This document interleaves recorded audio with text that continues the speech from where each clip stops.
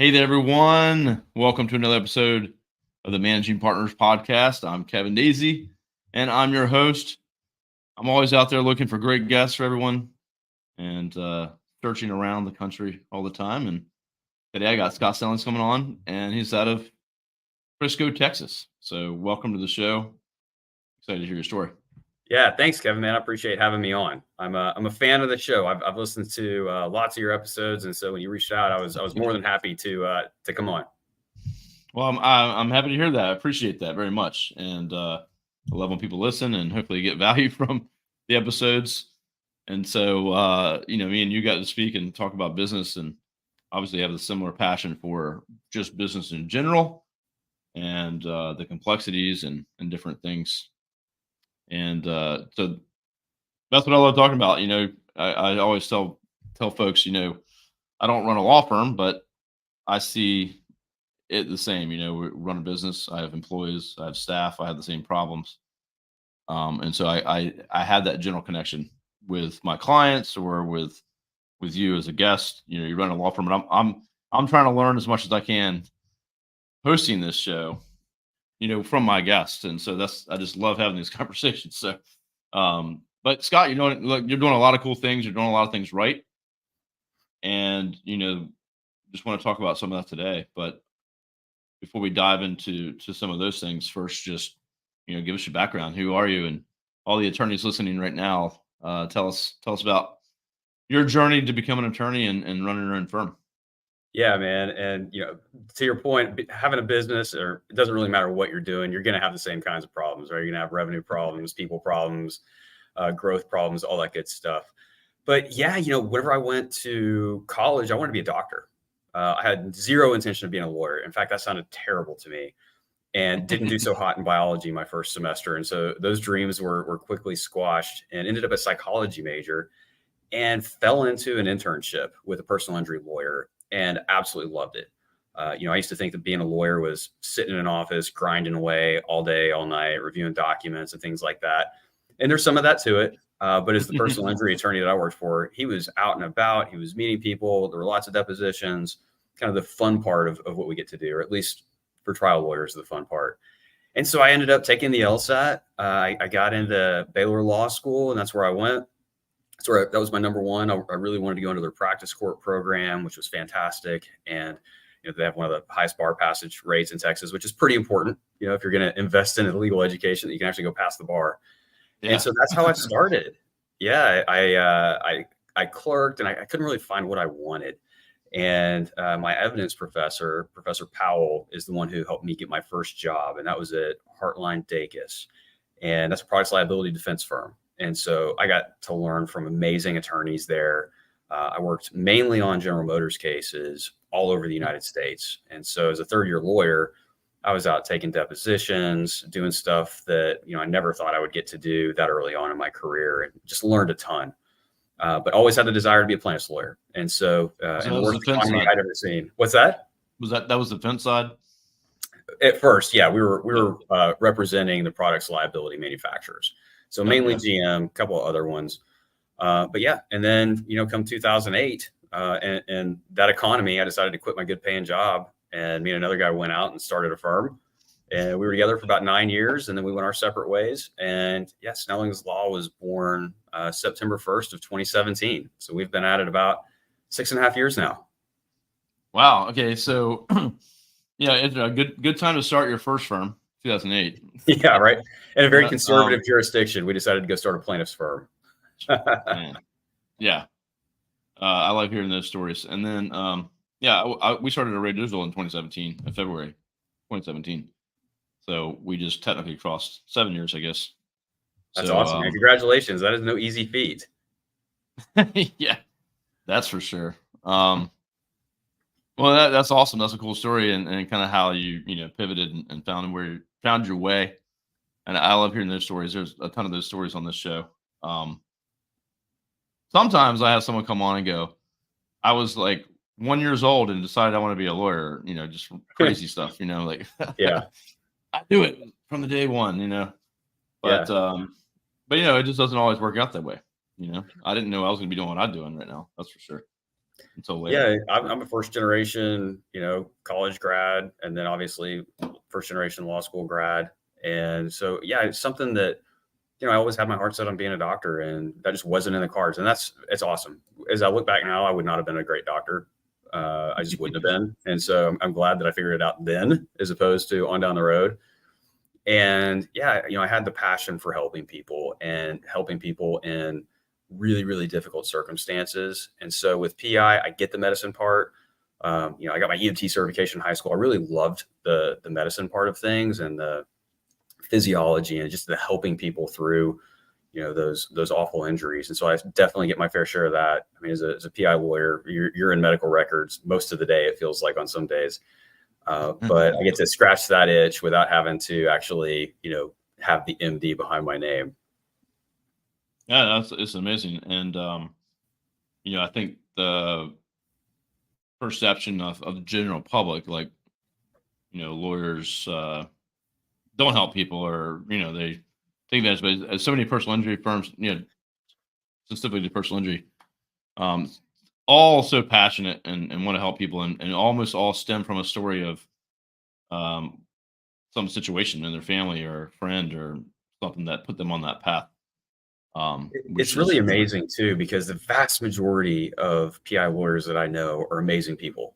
They are some of the most generous people that I've ever met, both with their time, both with their resources, and with their knowledge.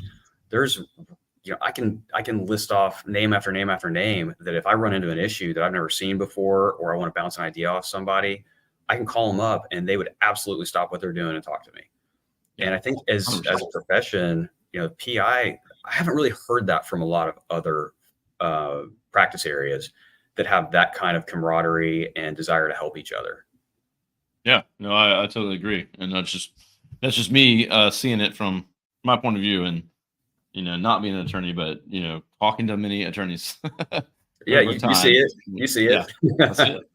Yeah. So, well, let's get into some business talk. Again, we both have passion for business and figured it out, and improving it. And so that's what this show is mostly about. I tell people this is an entrepreneur show. It's not a law firm or a law show if you go. So, but so some things you've done there. I mean, we both prescribe to some of the same kind of books, Traction. Sure. You're on a platform called EOS. And so for those that are listening, I want to maybe have you kind of explain what EOS is, if they've heard about it before. We've definitely hinted on this show and talked about it, but I think, you've implemented it with a person to implement it for you, and exactly. Bringing in that third party. I think that's important. So yeah, just give us, kind of sure. a 10,000 foot view. EOS, what is that? And how's it helped you? Yeah, absolutely. So I read the book Traction back in probably 2018. I was maybe 6 months in, and I had zero business background. So I was a psychology major. I never stepped foot in the business school. And so one of the things that whenever I started Snellings Law, I decided I wanted to do is I wanted to create like a real business. Why to go learn what that meant? And so I went to several mentors, got their reading lists, and Traction just kept coming to the top of the list. So that was one of the first books that I read. And what it is entrepreneurial operating system. So it is a system for how to run your business. And what that is various tools that you can use, as well as meeting structures. And there's different segments of what they kind of call the wheel. And really, it starts off with a vision. And so we worked really hard on creating the vision for our firm. And then we took a look at all of our people. Do we have the right people in the right seats? And there's different tools you can use to analyze that. And then we said, okay, we got to have the systems and processes in place. We got to track data. So we created scorecards. And then, to me, the most important part of it is the meetings.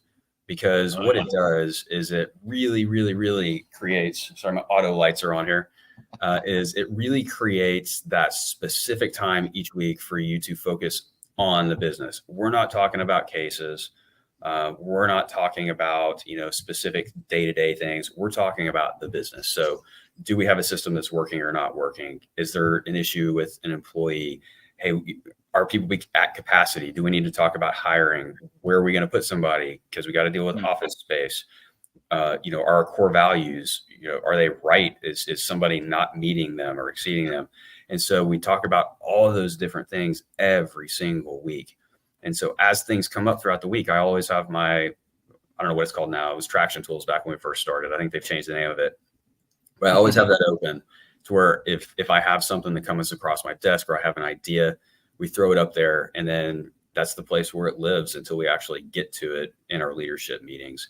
And so, if I could boil traction down to one word for me, or EOS, it'd be communication. It forces communication between the team, of the vision, of the core values, of the issues, and then you solve the issues, hopefully, so that they go away forever. Yeah, I mean, I read Traction probably around the same time. And my business partner read it. He's more of an analytical kind of type. He digs in and starts going, okay, we're gonna do this, we're gonna do that. So luckily I have him. But yeah, I've read it multiple times since then, but I refer to it often. And it's, I guess we were talking about this when we kind of had our pre-chat, and it's, for me, all that stuff seemed kind of just vision and core values, all that stuff. It just seems kind of corny. You know what I mean? 100%. Like, I don't need all that stuff. And then, but it's just so important. It's amazing how important it is. And those meeting structures, you got to be meeting to move things forward or find problems and fix them. And so the meetings for us have been huge. I remember we were like, yeah, we're going to do a daily huddle, but maybe just once a week. And they're like, no, this is, you got to do it the right way. So yeah, you can't call it a daily huddle if you're doing it once a week, right? Well, yeah. And I think go ahead. Yeah. Oh, go ahead. No, I was gonna say to your points about, vision being so huge and core values being so huge. When we first walked into our first 90-minute meeting, did we have core values? Yeah, we'd come up with them. Did we have a vision? I mean, I did. It was this kind of nebulous thing in my head. Like, I know where I want to go, but I'd never laid it out in terms of, a bullet point vision, or I'd never crafted it down into how can I explain this, or how can I put it in a way that the team understands so that we're all rowing in the same direction. And I think so many people, maybe they read Traction and they're fired up about it, and they come up with their vision and they come up with their core values, and then it just sits there. Right? It just sits there. It never gets referenced. Nobody really knows what it is. They can't recite it. It's not on anybody's desk. Maybe they make a marketing tool out of it. So maybe you have your core values on your website or posters on your wall, which, okay, fine. We don't have it well, it's on our website, but we don't have it on our wall. It's for us, right? We don't need to advertise to people in our office what our core values are. It's for us. And so to make sure that we were following those core values, there's tools, and we use those tools. That's what we hire on. We have somebody coming in this afternoon that we're interviewing for a position. And, my role is to guard that culture. Right? That's my number one role in this law firm, is to guard the culture. And so I'm the one asking the questions on the core values, very open-ended questions. And one of my main goals is to figure out, hey, is this going to be a person who has the same values as us? If they don't, that doesn't mean they're a bad person. Obviously, different businesses have different values. We know what's important to us. And if you are not kind of abiding by the same core values as we do, then you're not the right person for our firm. And we really, really try to stick to that. There's been several really qualified people that probably would have done a great job working with us, but they didn't meet our core values. And so they weren't going to be happy here. I'll put it that way. Because we hire, we fire, and then we bonus, as core values is a partial component to that. And so that's how we really take it seriously. And when we were talking together, we both had never heard other people doing this, but we both have Slack channels for, I think you call them shout outs or kudos. We call it kudos. Kudos. Yeah. And we call ours core values. And so every time somebody on the team sees someone else displaying a core value, they throw it up on Slack and say, hey, I just saw somebody doing this. And, everybody chimes in, and it's a real way to keep it ever present, right? Because you got to know what the core values are to give somebody shout outs, and we want you giving people shout outs. And so we look and make sure that, hey, you haven't given a shout out in a month or two. Do you know what our core values are? And are you paying attention to it? So we always try to keep it top of mind. Yeah, no, that was pretty cool that we both came to that conclusion. And yeah, I talk about core values on here quite often, but I mean, literally Scott is, put them to use every single day. And the same we do here is we have a Slack channel. We use Zapier, uh, dumps points. We call them kudos points. But they goes into a sheet that gets calculated. There's monthly winners. They get bonused every month. And then there's quarterly winners that we actually give, like, I wish I had one in hand, but it's a big glass, like handmade, pretty expensive thing that's got the core value for them for that quarter. So there's quarterly Yeah. winners. They get that sent to them wherever they may be.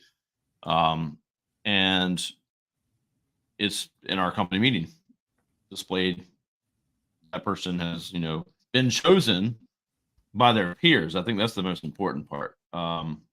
It's not me or my partner choosing somebody. It's literally voted on amongst the other staff. And so yeah, Yeah. that's something that's really cool. So, And I think, you've hit the nail on the head when your team isn't afraid to come to the leadership team and say, hey, I think you guys are lacking this go round on this core value. That'll set you back and be like, wow, okay, tell me what you mean by that. And, well, when this happened, here's how you responded to it. So, okay, yeah, that's fair. That's what you're right.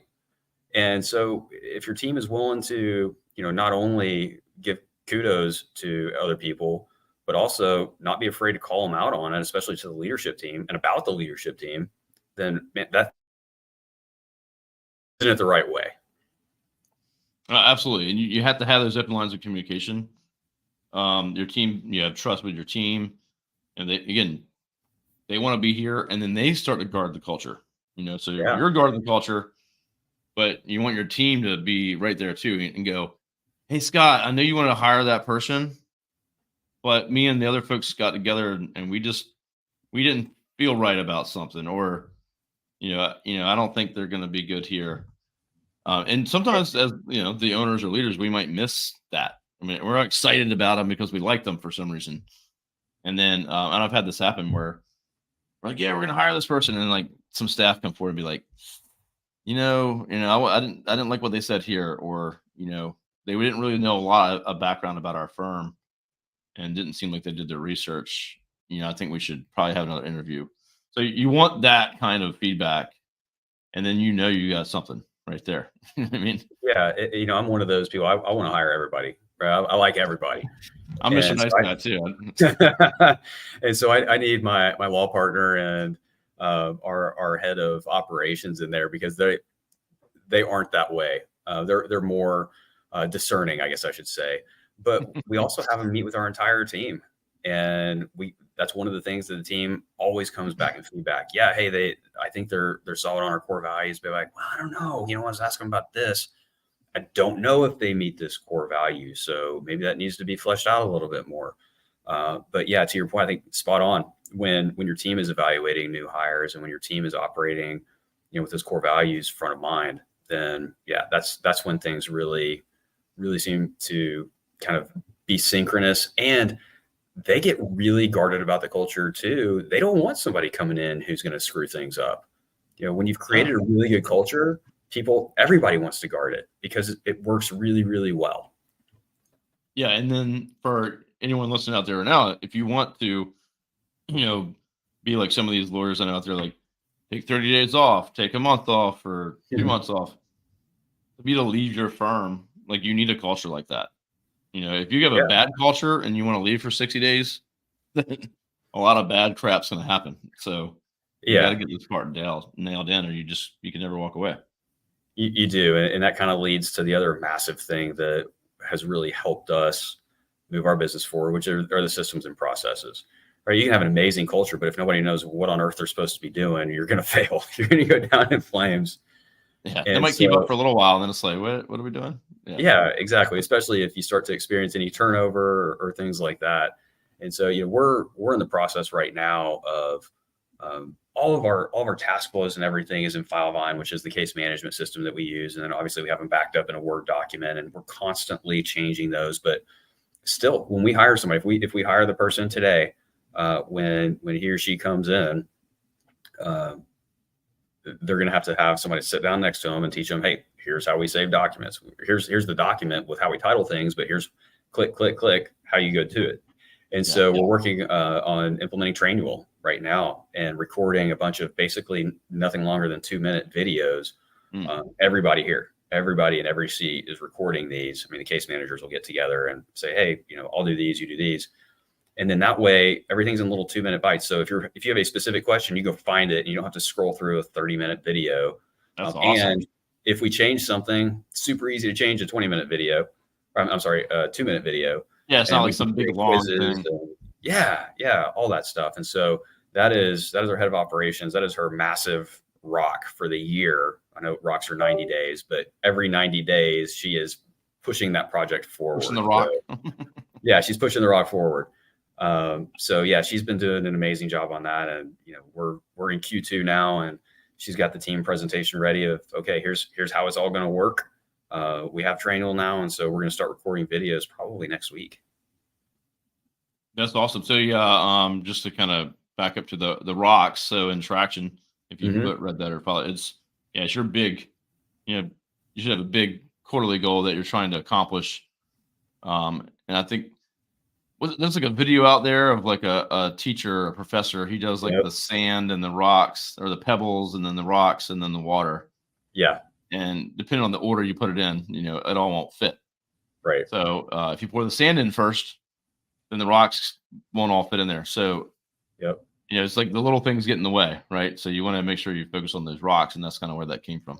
Yeah. And all of the little things are all the important things, or all the urgent things that aren't important, right? Everything, I got to have this answer right now. I got to have this. But so long as you're focusing on those things that really drive the business forward, so for instance, my rocks this quarter deal with, creating a relationship management system, not a CRM, but like, how do I personally make sure that I'm reaching out and in front of my personal contacts on a regular basis, because it's so hard to keep up and make sure that you're not forgetting people and leaving them behind. Another one of mine was, we just went through them this morning, because that's another thing with rocks is you got to report every single week to your team. Hey, is this on track or off track? And everything starts off track. And if you don't touch it for that week, even though you've worked on it the last 3 weeks, it goes to off track. And so that helps develop consistency there. I was going to say real quick with the meetings, how important the meetings are. Yeah. Set a quarterly goal right now in your head. And then I'm going to check in with you in 3 months or 2 months. And you're like, oh, crap. I'm still hoping to get to that. It's like, versus like, hey, I got a meeting coming up, accountability. Everyone wants to know how I'm doing. Right. And so you're going to put some attention to it. Yeah. And if you have a couple of weeks where you haven't touched any of your rocks, then we're going to be calling you out on it, being like, hey, this is like 3 weeks in a row, all of your rocks are off track. 2 of mine might be off track, but you know what? That third one's getting worked on. And so what it also teaches you is, what can you really accomplish in 90 days? Because a lot of times we'll have these rocks and then you sit down there's a tool where you kind of figure out, how am I going to do this? Where you can create milestones along the way. And, like Trainual, that's not going to get done in 90 days. But what you can do is say, okay, in 90 days, what can I accomplish on the way to this goal? And so essentially you're just reverse engineering. Okay, here's what finish looks like. What are all the steps that take to get to finished? And then you say, okay, well, these first 4 steps can be accomplished in 90 days, I think. Great. There's your rock.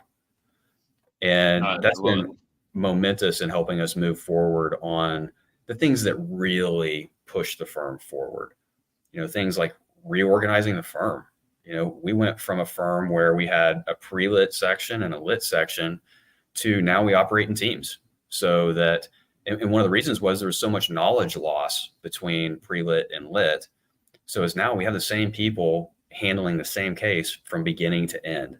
And it also helps us get deeper, better relationships with our clients, because at the end of the day, that's huge in a personal injury law firm, is making sure that those clients feel taken care of the entire way. They're not having to repeat themselves because they got a new person on their case, and that trust from the beginning to the end is just deepened with each interaction. And so that was huge to us is how do we make the client experience better? How do we become more efficient? And how do we make sure that, we're doing the absolute best job possible? And for us, the way that we do things, having the team approach has worked out great. Oh yeah, I love all that. And for us, like we'll have a quarterly strategy meeting, Mm-hmm. and I'll fly in, or because I got some of my leadership team that's not local, so we'll fly them in. We'll sit in the office and we'll for 2 days, and then we'll get a dinner and some other stuff. But we figure out what those rocks for the next quarter are going to be.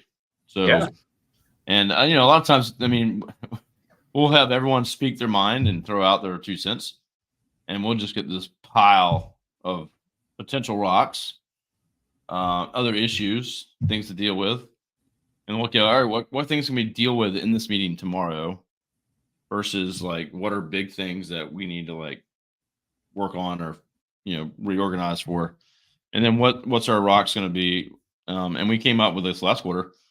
Really, one rock. I mean, it is sometimes you just got to figure out, okay, well, can I get all this done? Yeah. And over time, you start to figure out, okay, well, we can't do all those things. Like we know we won't hit those goals. So, Right. Let's choose what we're going to work on and make it obtainable. And then we go to work, and then we check in very often.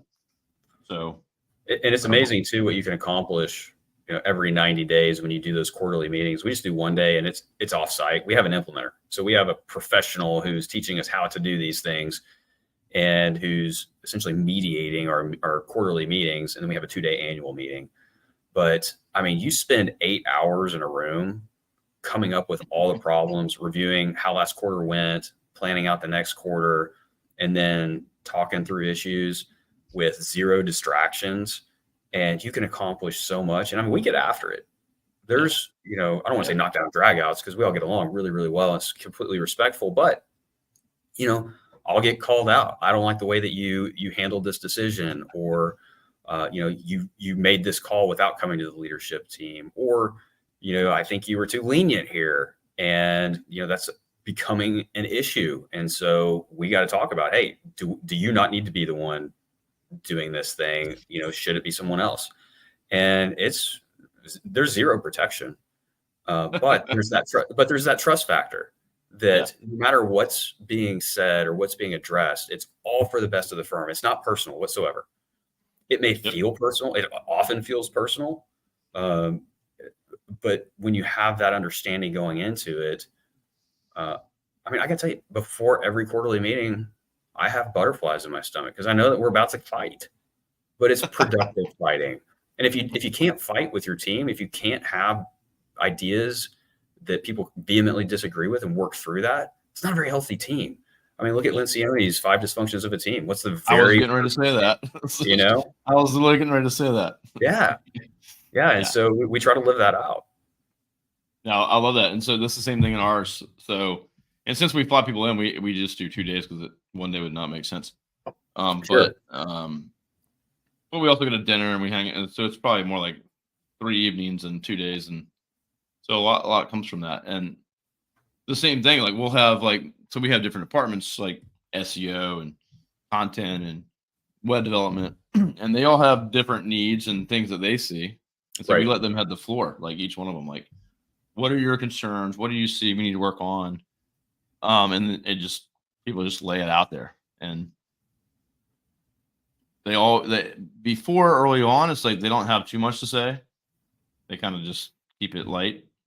But now over time, they know if they're going to get it out there, this is their chance. So people come to the floor with stuff that, like you're saying, and Kevin, you guys should have done this better, or you and Eric, the owners, like, need to be doing this, or when we say we need this, it's important.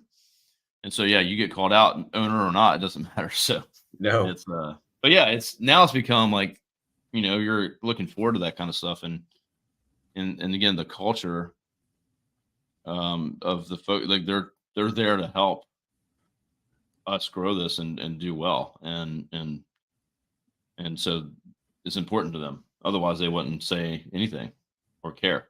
Yeah. And Kevin, I don't know about you, but like 90 days is the perfect time to regroup because at 90 days is when things kind of start, the ship starts turning a little bit off course, and you got to redirect and get back on and make sure that everybody's focused, because you may develop your rocks at the beginning of that quarter, but then there's like something that happens. Maybe somebody leaves, or you grow and you have a new attorney or team member come on, or the law changes, or there's some massive mix up in operations or systems or change or whatnot. And it's really good every 90 days, even though we meet every single week.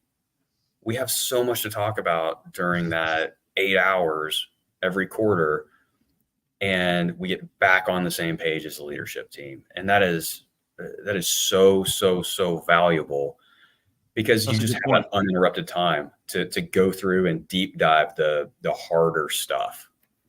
No, yeah, that's a good point, because I think sometimes as leaders or owners, it's like, we don't need to meet again, do we? That's it's going to cost money in a day, and like trust me, you'll have plenty to talk about and plenty to go over it. Yeah, 90 days, things change very fast. I mean, I know in my companies, like always something. For us, it's Google changed this or that, or we had a client leave or big client enter. Whatever it may be, or our most favorite employee that's been here for a couple of years, something changed in their life, and then they might not be here anymore. They go somewhere else, or they things happen, right? Yeah, and 100%. You're not going to keep your team forever or your clients always happy or perfect. It's just not going to happen. So I agree with you. Every 90 days is the perfect time, and there's plenty to get out there and talk about. So started with EOS, we did a terrible job at tracking metrics. We did a terrible job. It was a lot of, man, it feels like XYZ, or man, it doesn't seem that such and such is happening. And I mean, we were running reports, we were looking at some of the right things, but having an actual scorecard with very specific things to get filled out every single week, and then you can see trends developing way faster, right? So for instance, if all of a sudden, if our goal is this many cases a month to sign up, and there's week after week of a significantly lower number of cases that we're signing up, okay, what's going on? What's going on? Because you're identifying it way sooner. I'm looking at those red numbers on my scorecard going, okay, is this just a one-off week? Is this just a bad 2 weeks? What's been going on? Has something changed in our marketing? And then I'm bringing in the marketing team going, okay, hey, here's what we're seeing, guys. What's up? Oh, Google had a new algorithm come out, blah, blah, blah, blah. I'm sure you've never heard that before, right? It's always, hey, Google has a new algorithm. Or, we changed things up and now it's in learning mode. Or we had this big community event and that's why things are so much higher this month. Or here's some event that happened or whatever. But we're looking at it and we're paying attention to it. And it's all right there. And so it's usually like a 13-week running set of numbers, so that it's super easy to look at. Is everything green? Awesome. Yeah. Is the green growing, or are we seeing red stuff, and what's going on? Hey, we haven't closed enough cases over the last couple of months. What's going on? In fact, we're meeting on our closing systems right now because we're having more issues with different providers in terms of getting final records and bills and things like that. So it's always something. It's always something. And if you're paying attention to it, you identify it before it becomes a real problem. There's always something. Yes, that's the first rule of business. There's always something that you need to fix. Always something you need to fix. Then so for me now, we have a weekly financial scorecard, and we have a weekly marketing scorecard. There's just different people responsible for it, but I got my financial admin that does the finance part, and then we got Madison, our office manager, who does the marketing side. The marketing has like metrics and Google and leads and conversions and sales and all that stuff in there. So right. But yeah, two dashboards every Monday with everything from last week. Yeah. And as you grow, you have stub L10s, right? Like our legal team has a weekly meeting. Our marketing team has a weekly meeting. Our intake team has a weekly meeting. And so everybody stays on the same page. And that is so important. Yeah. So we do, the daily huddles, but then we have breakouts. So I have like 20 some people on the big huddle, where we just go through the room on anything that needs to be kind of discussed overall. Right. So everyone knows what everybody's doing and what's going on, and any big things that my president would bring up for discussion. Then we'll break out. So yeah, the SEO team will go on their huddle, and then the different teams will kind of split off. That way, no one's time's wasted, and that way they can nerd out or go into detail of what they're working on, right? So, and I don't know about you, but the wasted time factor is massive. That's another thing about EOS is even your meetings have like a preset agenda, and here's how much time you're going to spend on each of these things, and everything begins on time and everything ends on time. And what is that? What's that meeting called again? Like the L10 structure. Was that the L10? L10. Yeah, like a level 10 meeting. Level 10 meeting. So look that up. Yeah, it's in the traction book. All this stuff is in the traction book. But yeah, we have an implementer. Like I said, when I first read Traction, it was in 2018, and we implemented a lot of the ideas and definitely the language from it. But having an outside voice who knows how this really is supposed to work and has helped different companies implement it was massive for us, because it's such a huge time hack. Having somebody who can walk you through creating your vision and can say, no, I don't think you're thinking about this the right way. Or your core values. Hey, these aren't aspirational. This isn't who you want to be. This is who you are already. Like, look at your team. What aspects does, your star employee share with the leadership team? And what are you trying, what are you already? And so they can really cut down the learning curve by helping you out. Now, it's an investment. It is definitely an investment. They're not cheap, but my gosh, I tell everybody, hiring an implementer and going with EOS is a top 3 business decision we've made. All right, everybody, you're listening to that. So EOS, and they have implementers you can bring on to help you. I think one of the things you were telling me too is our employees or staff might not always want to listen to what we had to say. So Yes. So having someone else come in and be like, oh, they said that we have to do this, and having them talk to your team and deliver that message is also important. So yeah, sure. I think having the implementer is huge. Yeah, if you're like me, Kevin, you may come in with an idea every week, and maybe you implement some of them, and then they just kind of fade away.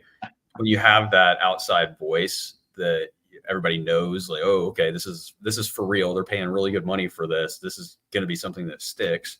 It makes a difference. Yeah. It just does. Yeah, just for one of Scott's ideas, Exactly. Versus like, no, this is real. And then the accountability, the implementer, right, is going to be riding you the whole time going, hey, did we do this yet? We're meeting next week. What's going on? It's funny. I always tell the story, my dad taught me how to shoot a shotgun, shoot and skeet. And I couldn't hit anything. And then he hired me a coach, and the coach told me the exact same thing, and I was hitting everything. Sometimes it's just a different voice, Yeah. Yeah, my kids only listen to me very often. So right. Let's see where that makes sense. Kids/team, sometimes it just doesn't really matter. Yep, my daughter, she does basketball and volleyball. Whenever she'll be out there, and I'm like, do this or do that, and she just like will not listen to anything I have to say. But the coach is just like a dad that I know, like a friend of mine. No matter what he says, she's like all ears, Sometimes you got to find that right voice. Yeah, that's right. So yeah, so EOS, I'm glad it's working well for you. Again, we talk about Traction and Gino all the time, and that book's just gold if you at least pick that up to get you started. But yeah, see some things to think about. I mean, really, this all helps you align. I think at the end of the day, it's all culture, right? And so everything that you're doing, the systems, the process, the meetings, all this, the core values, all that stuff, you're building a good culture. And then again, it starts to, solidify, and then your employees start to stick up for that culture, and, no bad people are going to come in, Yeah. And I'll tell you this too, it is really easy to screw it up. I mean, you make a bad hire, you make a bad decision. And then all of a sudden, all this work you've put in to building this culture can just start to vanish. And so, I don't know if I was talking about this on air or off air, but my main job is to guard the culture. That is my number one job duty here at Snellings Law. Yeah. No, you're right too. Like if you let someone come in, they're not a hell yes, right? Yeah, exactly. And you know that they're not a hell yes, and you're like, yeah, but we need this right now. We got to fill this position. And then that just erodes a little bit away, right? And then people around the team notice, oh, you hired this person, and maybe they know what they're getting paid. Maybe it's more than you should have paid, whatever it might be. And they know that they're not the right fit. And then now you're just starting to chip away at it, and you hire more and more and more, and then it spreads. You take time off, you sit back a little bit, boom. Yeah. You got a shit show of a company that you don't even want to be at yourself. Yeah, which is a big problem. Big problem. I'm unfortunately, I've talked to folks like that recently. Kind of laid back, sat back for a couple of years, collecting some good income as the owner, and just back working 80 hours a week, laid off half the staff, trying to just keep the doors open. Yeah. And just didn't have those things in place. So, yeah, not good. Let's not do that. So. Absolutely not. Zero intention on my part of doing anything like that. Yeah. Well, Scott, I appreciate you coming on to share, your passion for this stuff and kind of diving into some of the, the details of this. But I would say everyone listening, check out EOS.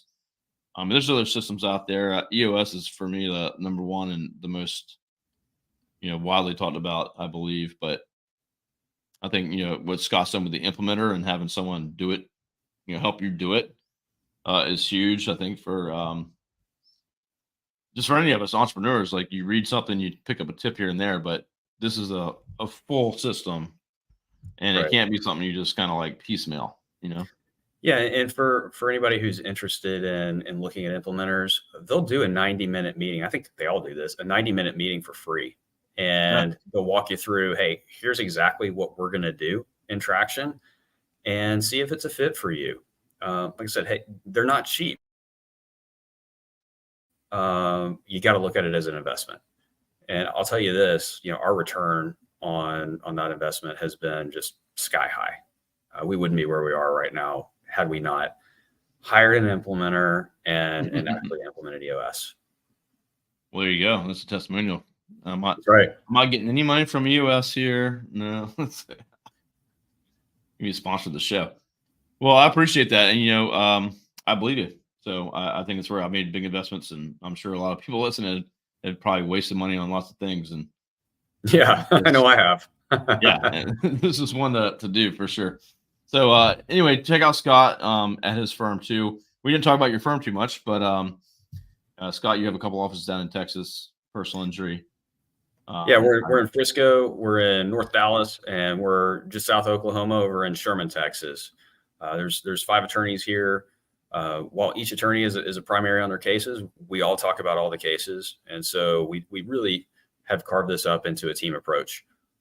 We would make sure that everybody has eyes on every case. And so that way, that's how we really come up with the creative solutions. And I think that's one of the things I'm most proud of that we do is we're not a mill. We don't have a massive caseload, and we're really able to focus in on the cases we do have and see, hey, how can we creatively ensure that we're getting full value out of each and every case that comes in our door? And so that's what I always tell people. Yeah, absolutely. Because creativity is huge in what we do, especially when you're dealing with non-economic issues or, having to come up with, okay, we have this business owner who is on commission or someone who's on commission, or we have a business owner. How do we actually come up with a lost wages model for this? Or how do we track down evidence? How do we get witness statements and all those kinds of things? And so there's a lot of creativity and follow through that goes into it. And so, we always try to measure everybody's capacity, and there's not a perfect metric for that for us, but we're trying, and we want to make sure that everybody always has a little extra capacity so that they have plenty of time to be working on each and every case that we touch. Well, that's pretty cool. So it's not just one attorney in a room working on a case, maybe asking questions every once in a while. It's literally a whole process you go through. Yeah, all the strategy decisions, the higher level strategy for sure is a team decision. And we have an attorney roundtable meeting every single Thursday morning, and for about an hour and a half. And we have a specific method on how to get how cases get on that to work, make sure that we're not missing any cases. And we look at the strategy that we've set previously, or we set initial strategy, and then we see how that strategy is going. Do we need to make any alterations? How's the case going? Has there been anything come up in what we've done to either raise or lower the value of cases? Anything that we've discovered? And so, yeah, we talk through all that stuff, and it's really been amazing for the firm too, as we've grown, to see how everybody thinks, because everybody has different ideas, and we implement ideas from everybody in the room, and it's really cool to see that happen.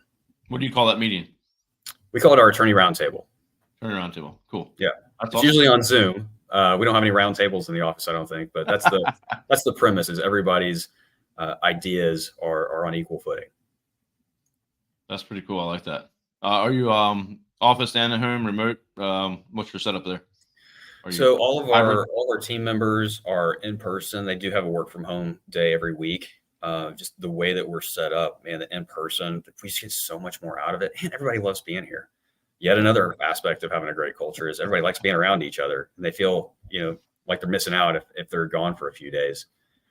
So yeah, we're mainly in office, but we do have 3 offices. So there's a whole lot of Zoom meetings. But it's a pretty good setup. It works for us. That's awesome. I like that. Yeah. If I'm out of the office for like a day or two, I come back in the next week and like, oh, who are you? Yeah, everyone gives crap if you're gone for a day or 2 days or whatever. Right. But yeah, that's a good thing. It's a good sign. So that's awesome, man. Well, I appreciate again you sharing all the details, and it sounds like you have a lot more that you can share. So we'll have to talk again soon. But anyone, if you're listening, you're trying to get help with your firm, have questions for Scott, reach out. I'm sure he would love to connect. I think we connected on LinkedIn. Yeah, I'm heavy on LinkedIn. Just my name, Scott Snellings. And then we have Instagram, Facebook. It's Snellings Injury Law. And so if you reach out on any of those, probably LinkedIn is going to be the best way to get a hold of me. On it works Instagram for me. And Facebook. Yeah, Instagram and Facebook, we get tons of messages from bots. And so we tend to kind of tune those out a bit. But yeah, if you're looking for me, you can reach out on LinkedIn. Yeah, well, it's awesome. I appreciate that. I'm sure everyone else will too. Also, snellingsinjurylaw.com. You want to check out his website, check the firm out, referral opportunities. If you're in Texas or need someone in Texas, reach out to him. So, well, Scott, anything else you want to say before we go? No, man. Talking, and appreciate the time. Man, thank you so much. All right, everybody, go out there. Take it seriously. Look at your firm culture. Are you happy where you're at? If you're not, there's some solutions out there for you. So reach out to Scott, reach out to me. Look up EOS. I'm sure Scott can connect you with his implementer, and I'm sure Absolutely. They're looking for more work. So, but do things right, and then you can have the firm you want, and take the vacations you deserve, and have something awesome. So. We'll talk to you soon. Scott, you can stay on with me. Everybody else, have a great day.